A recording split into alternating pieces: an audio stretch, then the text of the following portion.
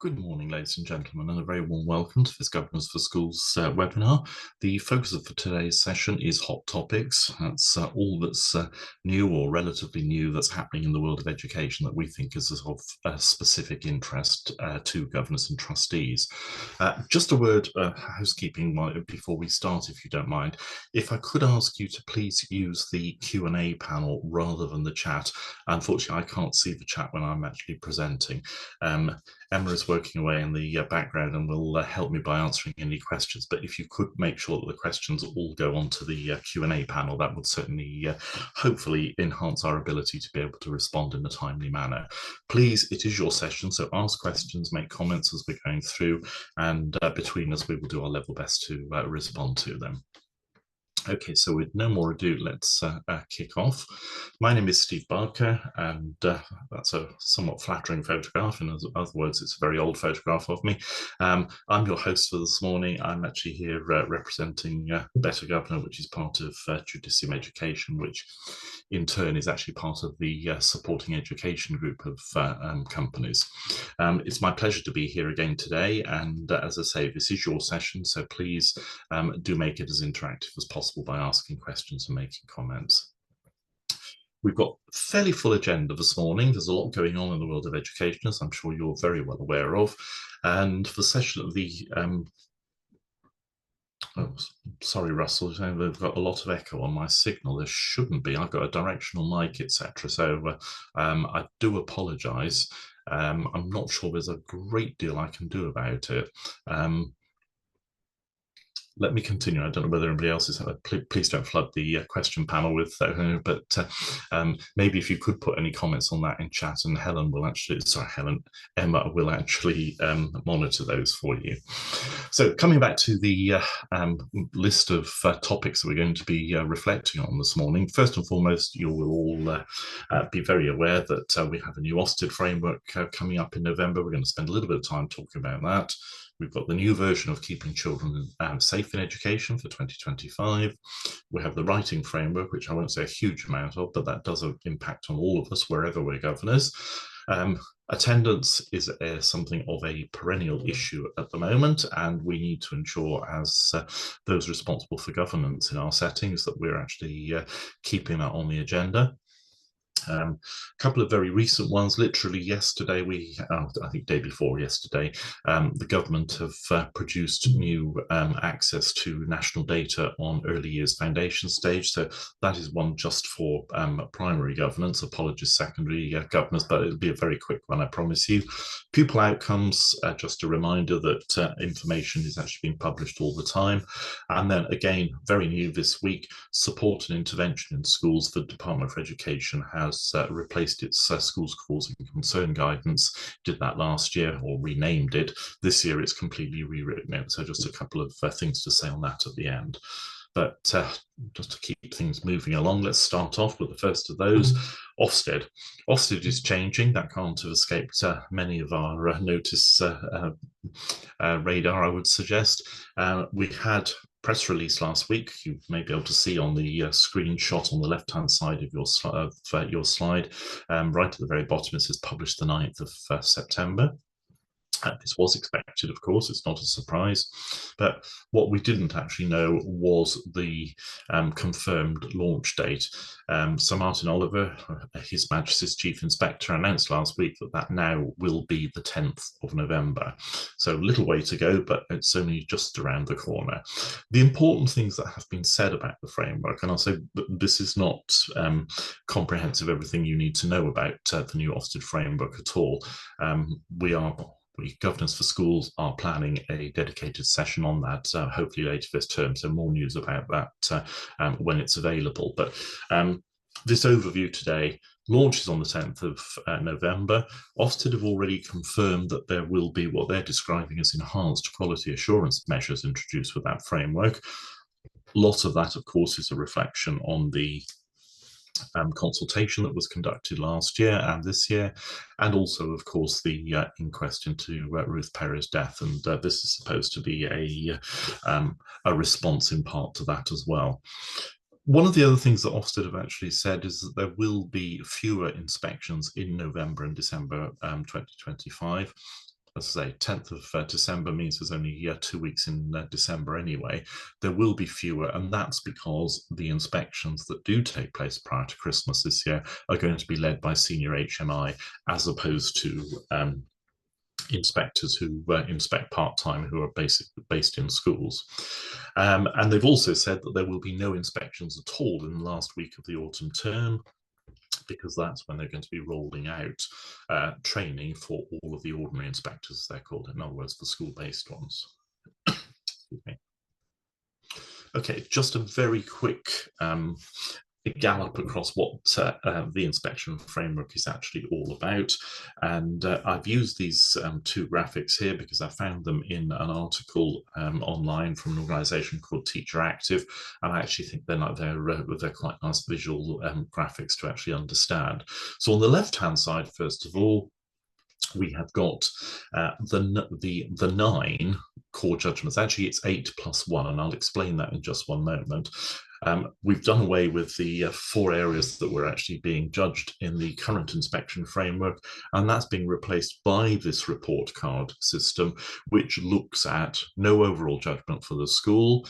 And obviously that's in place at the moment. There's no overall judgment, so you won't be able to say this is a good school, etc. anymore. We will have this report card that judges minimum 8 different aspects of the school's work, and then safeguarding on top. And the reason I say safeguarding is separate is because safeguarding either meets expectation or it doesn't. It's not judged on the same scale as all of the other judgments. But you can see the judgments there. Curriculum is being split out from quality of education, which is in the current framework, and that becomes a judgment on its own, as does developing teaching. Now, that's an interesting one because, of course, that's about how the quality of teaching is improving over time. So very much a focus on continuous professional development, CPD, as we're probably more often calling it, and the impact that's having on raising standards in our schools. Leadership and governance, that's an interesting one there. And I think with all of the information that's actually been published last week, it's certainly well worth a read from a governor perspective, because some of the criteria that they're going to be using to judge governance are going a little bit deeper than has ever been the case in the past. Behaviour and attitudes and attendance are being split out. Current behaviour and attitudes judgment includes attendance. This really reflects, I think it's fair to say, and I don't think comes as a surprise to anybody, the government is very concerned about attendance at the moment, both the current government and the previous one. That's not going to change, and you'll see we've got that on the agenda a little bit later anyway. Personal development and well-being. Achievements, which of course is pupil performance, and then inclusion is a new judgment. And I think it's fair to say this thread runs through the entire framework. There is very much a focus on inclusion. The last framework, the current one, very much the emphasis, one of the key words was equality, and that was very much focused on pupils with special educational needs and disabilities. Now it's very much extending the remit there and looking at the inclusion of all groups of pupils. They talk about disadvantaged pupils, they talk about SEND, of course, and all of those other groups that may exist in our schools. And then I said it's 8 plus 1, that gives you the nice, you've got those 8 judgments there, plus safeguarding. And as you can see in that little pink box at the bottom of that graphic on the left-hand side of your slide, plus early years foundation stage, or post-16 if it's applicable in your setting. So if you're a primary school, you will have early years judged separately. If you're a secondary school that has sixth form provision, you will have that judged separately. And then the judging scale, I think everybody's aware of this now. It's been flagged quite significantly in the media. It's a 5-point scale, so no more outstanding, good, requires improvement, etc. We now go from exemplary, strong, secure, attention needed, and causing concern. So those are the 5 judgments that will be applied to everything bar safeguarding. So what I've done for each of the aspects I'm going to be talking about this morning is put a slide in after the, if you like, the main overview with implications for governance. That's for all of us involved in governance. And then I've put, if it's relevant to put them, I've put calls to action on the next slide. So you'll see that throughout the presentation this morning. As far as the implications of Ofsted are concerned, I think it's imperative that all of us as governors and trustees are aware of when our school is notionally due an inspection. I say notionally, it is roughly a 4-year timetable, but there's lots of factors that that will impact on that, not least of all the delayed start, not least of all the slower start of the new framework in November and December. Crucial to understand that the changes that are made are significant, I'm calling them here. The report card, the new judgments, the way in which all of those various aspects of the framework are going to be looked at is very different. So particularly if your school is due an inspection in the current academic year, this is something governors need to actually get up to speed about. We need to be aware that key school documentation, of course, does need to be updated. I'm sure many of our schools will have done that already. Certainly, I know the trust that I'm chair of, the principal and the leadership team has spent a lot of time in the last couple of months or so updating the self-evaluation form, or the SEF as it's often abbreviated to reflect those new judgment areas. And lots of schools will be doing that. It's important that as governors we keep our finger on the pulse there. I've already mentioned training, so I won't go into any more detail there, but please watch this space. But it is important that as governors and trustees we do access training. Call to action, as I say, I'm going to be doing this on most, if not all of them, it's not all actually, but most of the topics this morning. But on this one, clearly there are some very real calls to action for us. Certainly, thank you very much. Of course, you've attended this session this morning. That's fantastic. But go back, talk to your other board members, talk to the leadership in your schools, make sure that everybody is aware that this is coming as a new framework, make sure everybody is actually aware of the implications for governance being explicitly named in a judgment this time. Make sure it's on the agenda, and obviously everybody is accessing training as and when it's available. Making sure that everybody knows, as I say, that the school has a timetable. If your school was inspected more than 3 and a bit years ago, it should be on the agenda absolutely as a priority. And the last one is something that I think all of us need to think about the way in which governance works. Now, I'd be the first person to say we don't do what we do in governance because we think Ofsted are coming. I absolutely don't think we should be doing that. We should be governing our schools and our trusts on a day-to-day basis in a way that hopefully produces the best possible outcomes for children and young people, but also demonstrates those highly effective aspects of school governance. And that's what this is all about. Given that, I do think that some of us perhaps need to reflect on the terms of reference, etc., of various committees or the full governing body itself in terms of its work programme, just so that we are aligned with the Ofsted framework. We know what Ofsted are actually going to be focusing the lens of inspection on, and we know as governors, as trustees, the things that as governors we are expected to be knowledgeable on in preparation possibly for being questioned by Ofsted. So in the guidance materials that are actually published last week, there is a whole section on called Gathering Evidence about Leadership and Governance, which is all directed at inspectors, but it's public domain so we can see it as well. There's a whole section there on governance.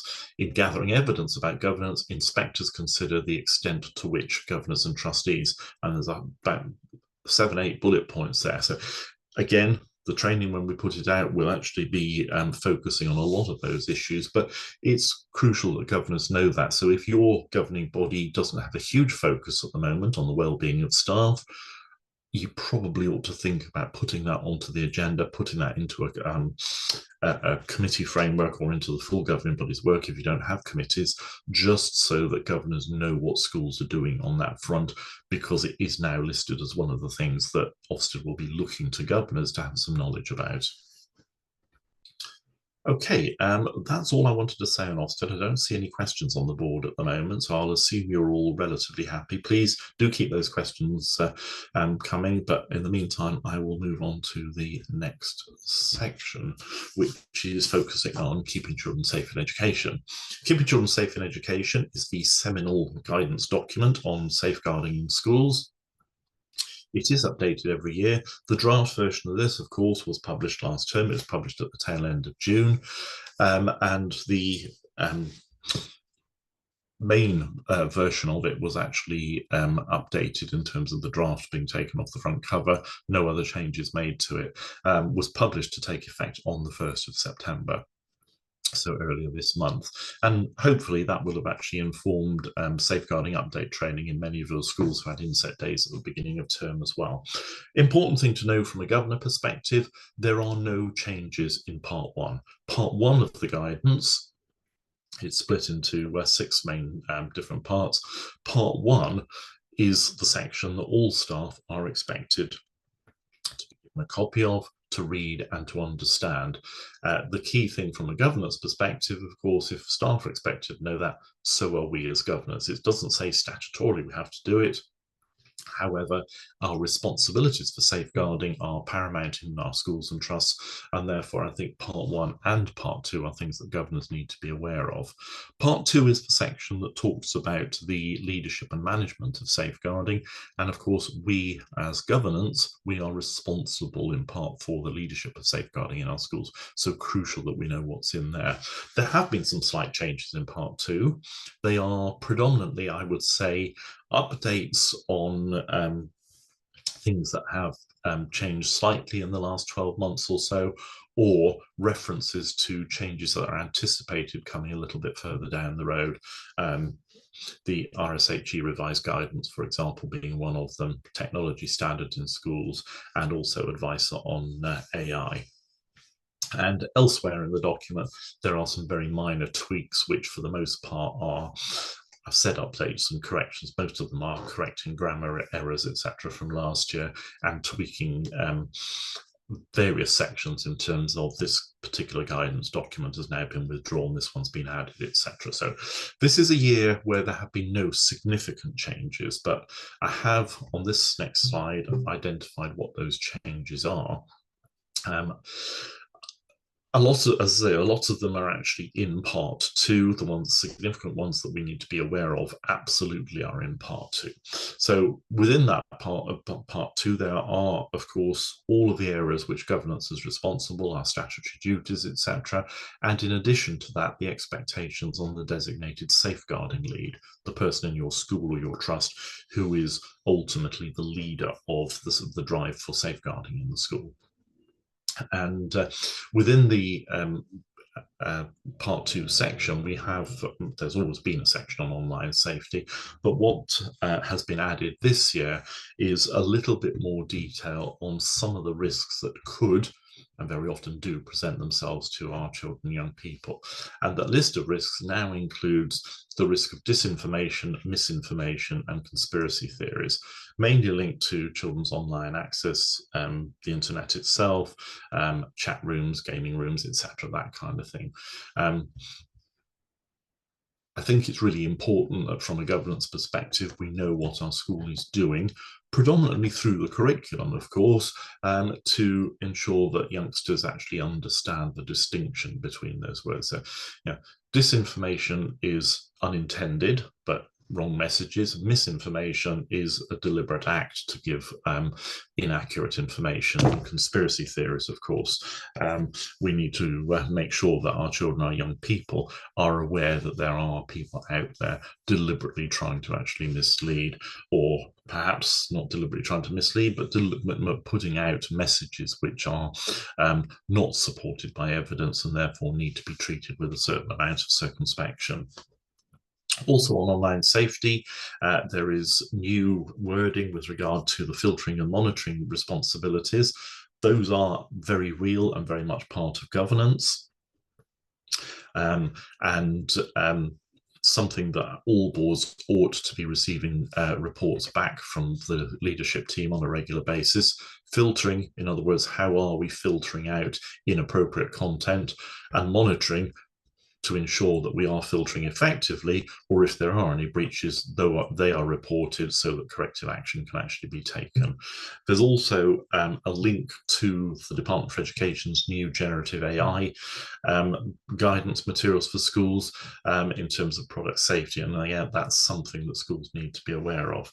I can see Janet's put a question on the panel. There was an Ofsted press release last week, Janet, on the 9th of September. Certainly, we can add the link to that. But if you just, for some reason, my machine restarted this morning. I simply put in Ofsted, go to the front page of their website, and you will find it there. There's a whole suite of different documents, and this one is. Let me just double check what it's called because it's on my other screen at the moment. This is called State Funded School Inspection Toolkit. Okay, so alternative provision was mentioned last year in terms of an update. The guidance has been updated again very slightly. The idea here is that where we have alternative provision being used for pupils in our schools, the governing board needs to be very well aware that the safeguarding still rests with the host school. It does not rest solely with the alternative provision provider. That's a very clumsy use of language, isn't it? I do apologise. But there should be written confirmation from the AI provider that they have undertaken all of the necessary safeguarding steps. The host school should be reviewing that on a regular basis. And if any concerns on safeguarding arise, then they should be actioned immediately, and the school should be keeping evidence to say that they've done that, of course. I can see we've got a comment on the panel from an anonymous attendee. It's absolutely sorry. I think it labels you anonymous if you don't put your name, so apologies. But it says, we already have a child use AI to apply for a position in the school. How would the teacher be able to detect that the child has used it? And is this fair? I think school staff have probably received an awful lot of training in the last 12 months, 18 months or so. Certainly, I know the schools I'm involved in have. Again, I think there are some dangers of AI. First and foremost, I think we have to say AI has huge potential for improving the quality of education in our country because it actually is a hugely valuable tool, certainly for teachers to use in lesson planning. It has implications in terms of reducing workload, etc. But on the other side, there are considerations about its abuse by students. Certainly, I think we have seen lots of secondary schools, for example, having to invest in additional software because AI can, it isn't always, but it can be a form of plagiarism, and that's something we need to be vigilant, and we need to make sure that our young people actually understand that.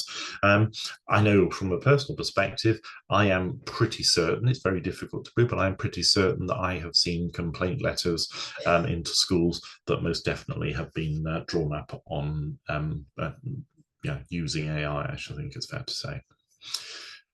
Okay, so, and then the last one, children missing from or absent from education, very much an emphasis here on the updated version of Working Together to improve school attendance. That has become statutory now. It wasn't when it was first introduced. And the idea, of course, is that if children are not in school, there's a very real link to safeguarding. If they're not in school, we don't know that they're safe, whereas if they are in school, we absolutely do. Question from Paul on the panel: when discussing online safety, are you including the broader issue of cybersecurity? Absolutely, Paul. Cybersecurity has its own Implications for governance, of course, not least of all, if your school buys into the RPA, the Risk Protection Assurance System from the DfE, which is an alternative to insurance, it is a requirement that trustees, governors actually undertake cybersecurity training. But all of us should be seeking assurance for our schools are very actively pursuing broadening the net of knowledge and preventative measures as far as cyber is concerned. Okay. Implications for governance on keeping children safe. Obviously, we should be aware of the whole document, but specifically parts 1 and 2. I've had a lot of schools contacting me personally in the last couple of weeks saying, is it statutory that we read the whole document? No, as I said earlier, it really isn't statutory. However, it is good practice. Now, I'm not suggesting everybody's going to read it from cover to cover. I have, but that's important for my day job. But I think all governors need to be very aware of what the content of part 1 and part 2 is, because that actually underpins and actually defines what our roles in safeguarding are. That said, we do have an expectation that staff read and understand keeping children safe, part 1, and it's important that governors actually seek assurance that that's done.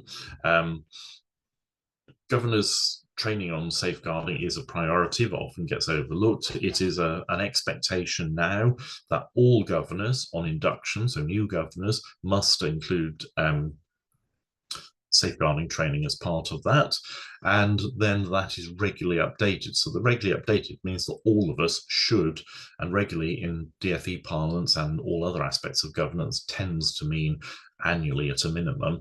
So again, is that on the agenda? And also, are we looking at how we're enhancing our governors' monitoring of various aspects of safeguarding linked to some of those changes, particularly relating to online safety, and as Paul just mentioned, cybersecurity as well. So calls to action here: make sure keeping children safe is on the agenda. Record keeping is crucial, of course, and that includes records of staff training and how they're actually reported to the board. Ensuring that the governors attend introduction to safeguarding training as part of their induction. Our training is updated. If AP, alternative provision, is relevant in your setting, we should, as governors, be seeking assurance that the school's leadership, but particularly the DSL, is aware of those additional requirements that have been put in this year, and they are being sought, they are being recorded, and importantly, they're actually reported back to us as governors. And again, online safety provision needs to reflect those recent changes as well. Okay, so moving on to the writing framework. This will be a little bit shorter than the others, because this is just an information item, really, but this should be cropping up on our agendas this term. Writing framework was actually introduced in July. The framework was updated a little bit on the 10th of July. But the important thing is there's been some communication, particularly in the DfE update to all schools. If you're a governor who signed up to it, you may have seen this already. But a new paragraph has been inserted saying that leaders must establish the culture and curriculum around this writing framework. The idea of the writing framework is that writing, like reading, is very much a key to access the rest of the curriculum as children are actually going up through the various year groups in schools, and standards are not where they should be at the moment. So it's actually just making a statement that those leaders are responsible for, firstly, establishing a positive writing culture in the school. They're also responsible for developing a well-sequenced curriculum. In other words, getting the right things taught at the right stage and reflecting children's development needs as part of that, and also ensuring that all teachers are trained to teach writing. Now, that does mean teach writing in accordance with the new framework, of course. You will note that there is nothing here talking about phase specific, so this isn't just for primary schools, it applies to secondaries as well, although a lot of the initial direction is about what should be happening in primary schools, particularly in early years, of course. There is also that aspect that we have to bear in mind that says where children are not meeting the expected standard, the age-related expectation, at the end of Key Stage 2, the end of primary schools, secondary schools should have programs in place, including adherence to the writing framework, to try and get them on track as soon as possible. So as far as what we need to know as governors and trustees, we need to know that this guidance is there. The expectation absolutely is that all schools implement the new writing framework. It's also, I think, important to recognise that the writing framework was developed as an outcome of some research that was conducted by Ofsted. Now, I think it's not a huge leap of faith to say that with the new framework planned for November, this will feature certainly in the development of teaching, certainly in the curriculum judgments in terms of what schools are doing now, which, again, there's a call to action for us as governors. Particularly if your school has early years, there is a very real expectation of how the fundamental aspects or the foundations of writing are begun to be taught in Year R, in other words, in reception class. There are links within the framework to the National Year of Reading, which is next year, 2026. If you're not aware of that, again, just Google or whatever your preferred search engine is, do a bit of research, but ask questions. What's your school, what's your trust actually planning, if anything, to link into the National Year of Reading, because there's a really great opportunity there. And last but by no means least, one of the aspects of the writing framework is the way it links into the work of the English hubs. So if there is a local English hub in your area, if you're already part of it, our governors actually focused on finding out a little bit more about how that works and what the impact is on pupil outcomes, on the quality of teaching, etc. in your schools.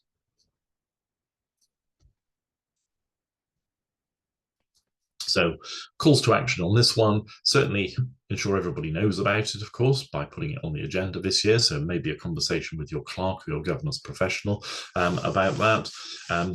If you're thinking your school is due an inspection this year, absolutely critical that we join the dots up between the writing framework and the role that it will undoubtedly play within the new Ofsted framework. And just a word for secondary schools, I've already said it applies to all, but secondary schools are expected, there's a very real level of expectation here, to focus on reading and writing provision, particularly for those pupils who didn't achieve that age-related expectation. So again, if it's not something that you've talked about in your board before, and you're a secondary governor or trustee, ask the question, because this is something that we are expected to know about. And of course, what we should be doing is holding leaders to account. This is a new initiative, very much like the literacy framework and the numeracy framework were many, many years ago, but we are expected, our schools, our trusts are expected to implement it. And as governors, as people involved in governance, we should be holding our school leaders to account for what they're doing here.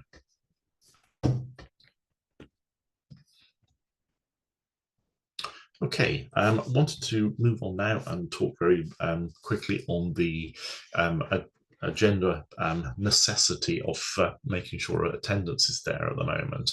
I've called it keeping attendance on the agenda. Attendance has been on the government's agenda for at least 2, if not 3 years now. We've seen a lot of activity. We now have more regular data being shared with schools. It is now compulsory for all state-funded schools to share their daily attendance with the department. And there's an expectation that as governors, we know what that data is saying to us, and more importantly, we know what our schools are doing to hopefully improve attendance in our own settings. Bridget Phillipson, the Secretary of State for Education, put a screenshot of the BBC announcement, because she made the announcement on the BBC a few weeks ago, talked about this new initiative, joining up behaviour and attendance. She made the broadcast was actually aired in the first week of the new academic year, and she made that connection, that correlation between youngsters actually missing or being absent from their school in that first week of term. There is very real evidence now to suggest that those are the ones that go on to have poor attendance patterns throughout the rest of the year. There is a very real link that the government are making now on this joint initiative between behaviour management and attendance management. We need to be aware of that as governors. The government focus is not going to go away on this. Attendance is still below what it was pre-pandemic in 2019, and that's not good enough, of course. The expectations on schools have been strengthened, and they will probably be strengthened more. And of course, don't forget that Ofsted have actually now got attendance as a standalone judgment. And just a very quick reminder, this is what the latest set of data actually looks like. This is the attendance, or more precisely absence data, relating to the whole of the last academic year. So in other words, from September 24 up to July 25. And you can see on that top row there, it says during week commencing the 14th of July, for most schools, that was the last week of term. So an overall absence rate of 9.1% for the year.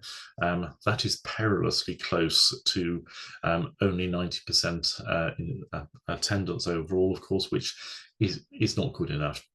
Children missing 10%. And I was talking to somebody probably about a year ago now who said, well, 90% is pretty good if my child's in a test. Why is 90% attendance not? And this wasn't off the top of my head. I'd actually used this many times before. And I pointed out to them that if a child misses 10% of their registration sessions every year of their school career, that adds up overall to missing a year and 4 months of their education. Think about the impact that has. Sorry, I can see that Fazana has actually put on a question. How do attendance figures compare to those from the year before?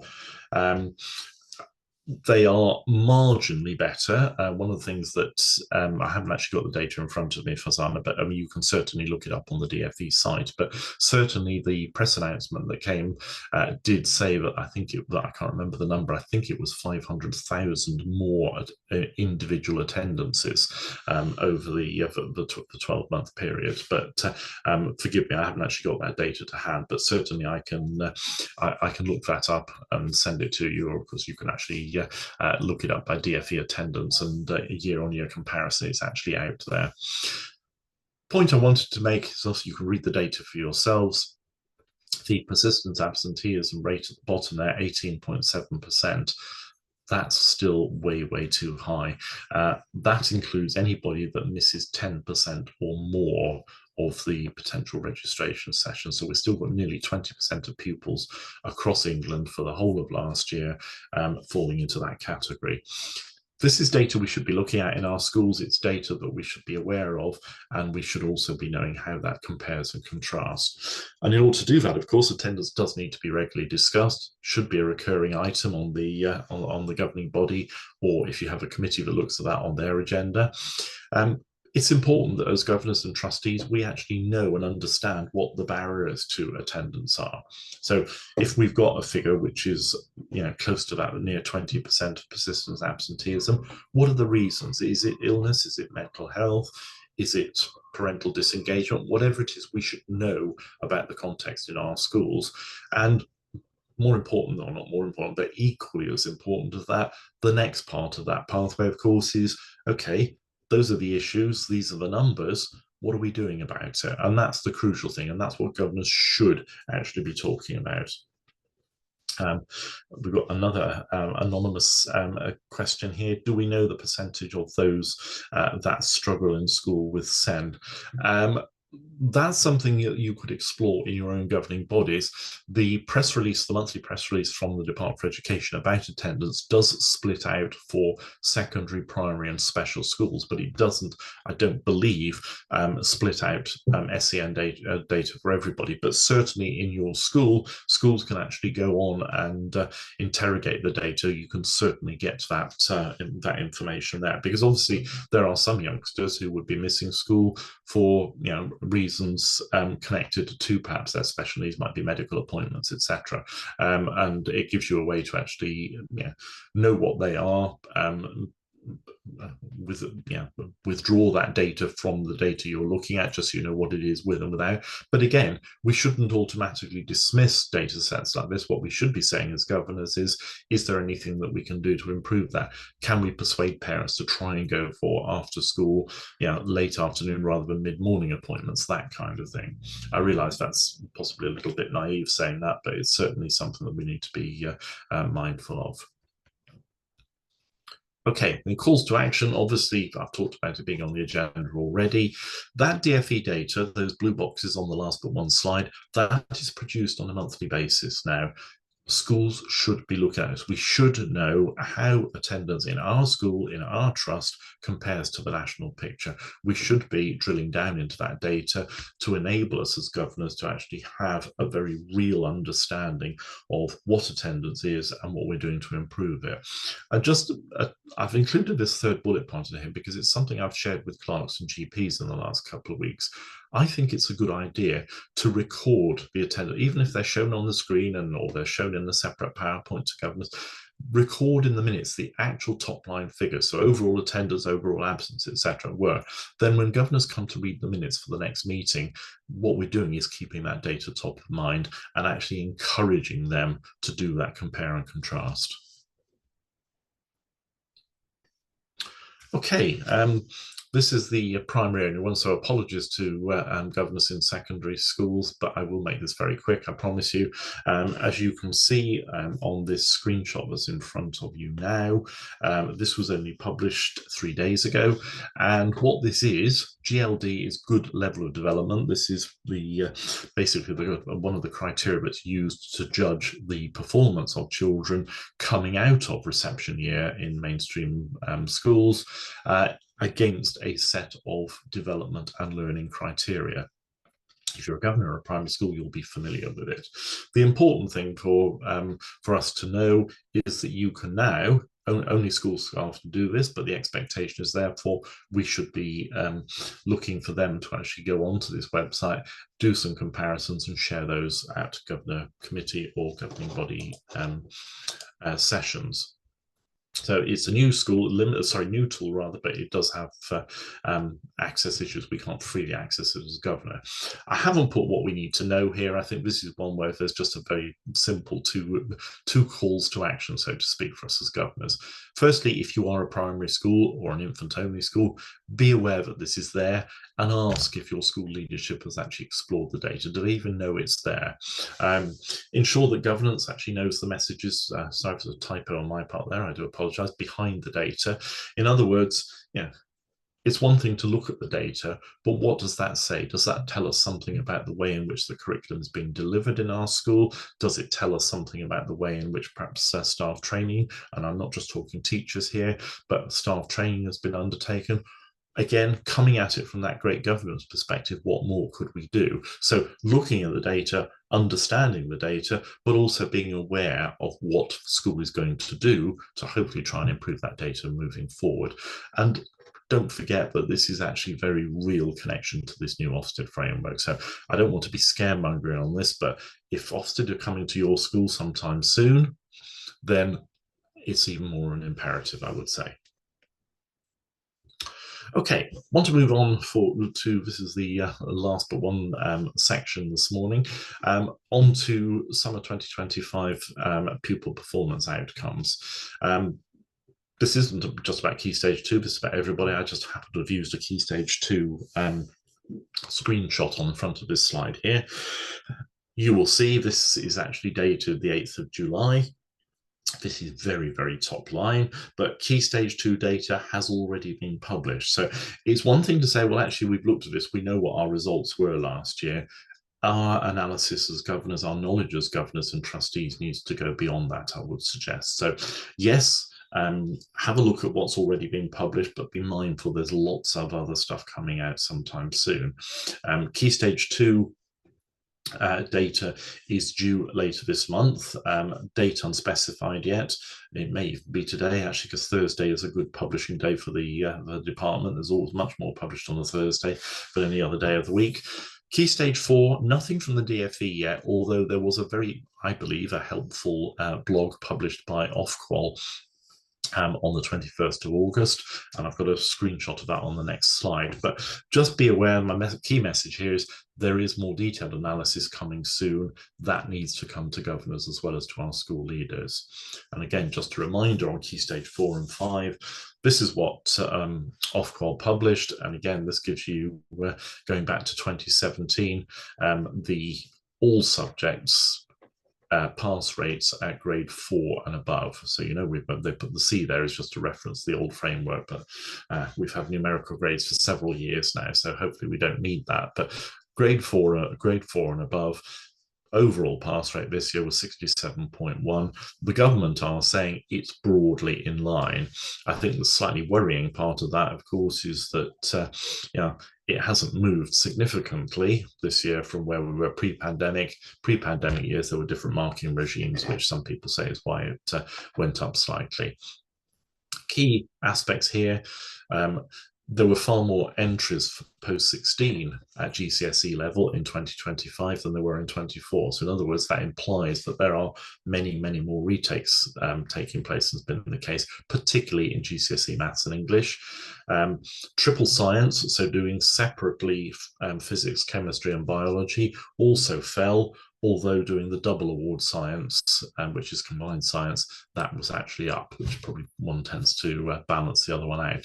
But certainly as schools, this is real top line. We're not going to get the more detailed analysis until probably late November, early December. But we need to know, even at these top line headline measures, how does my school, how does my trust compare?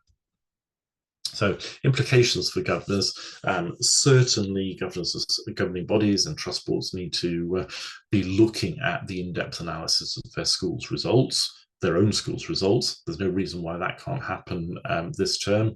Certainly the secondary trust that I'm chair of, we have a session a week tomorrow when that's exactly what we're going to be doing.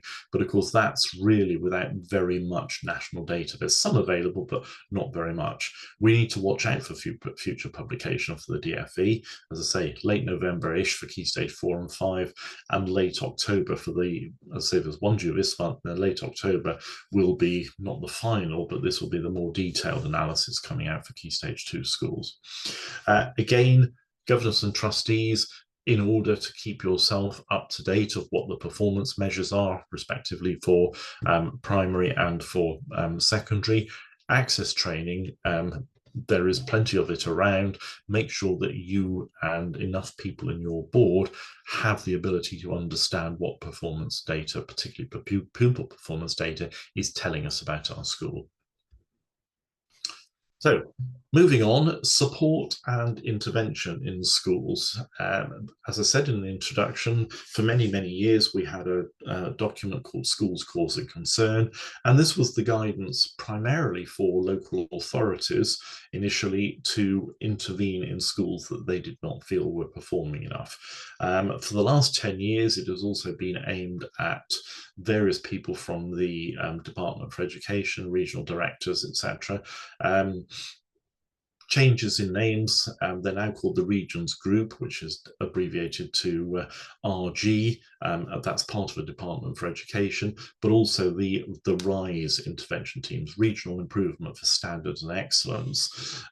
In the intervention that they bring to schools is also covered in this document. So whilst it is not aimed necessarily at schools, it is absolutely relevant to schools, and it is absolutely relevant to us as governors and trustees involved in governance in our schools and trusts.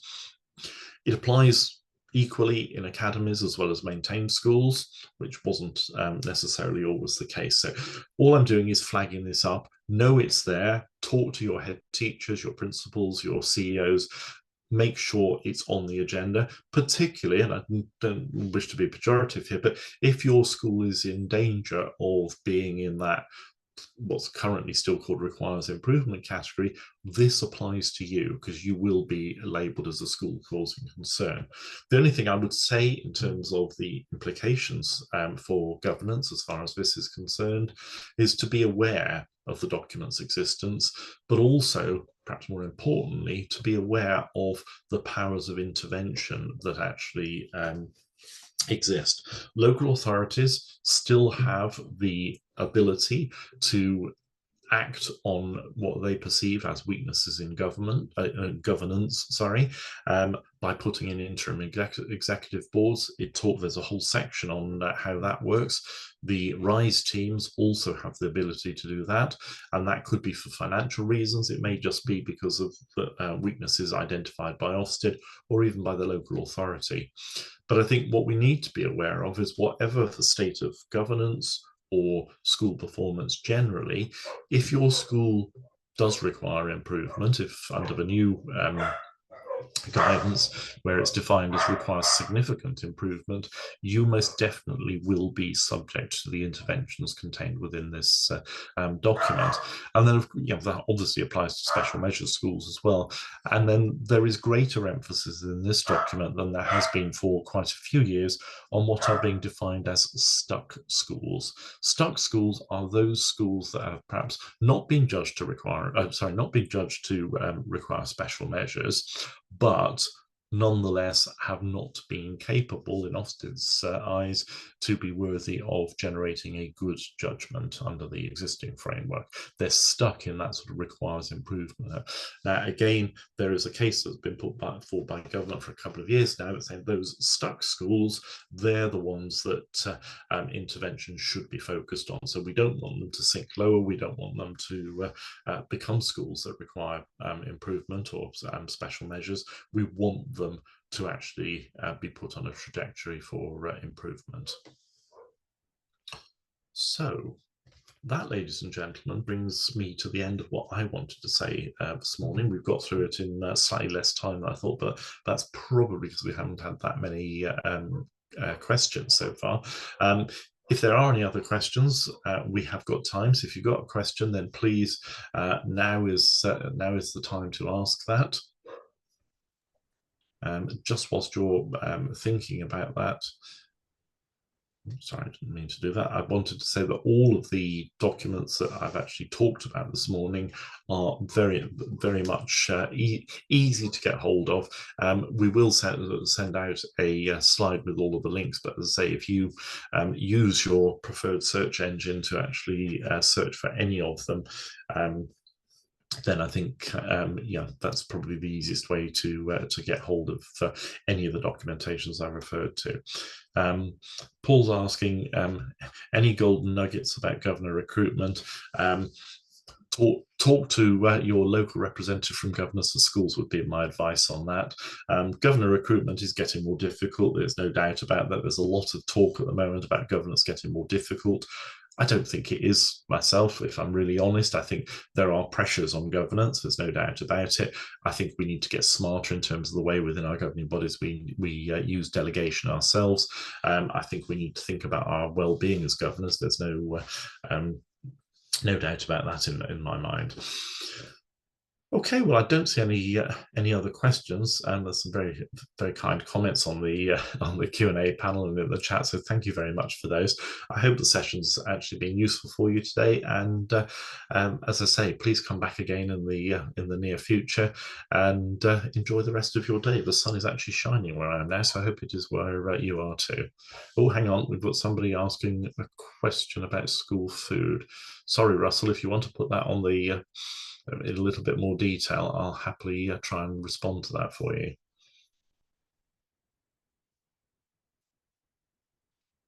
School food guidance, just while waiting to see if Russell can actually come back on that. School food guidance is statutory, of course. It is an interesting area for governors, and I'm choosing my words carefully. Governors need to be aware that their schools or their trusts are meeting the school food standards.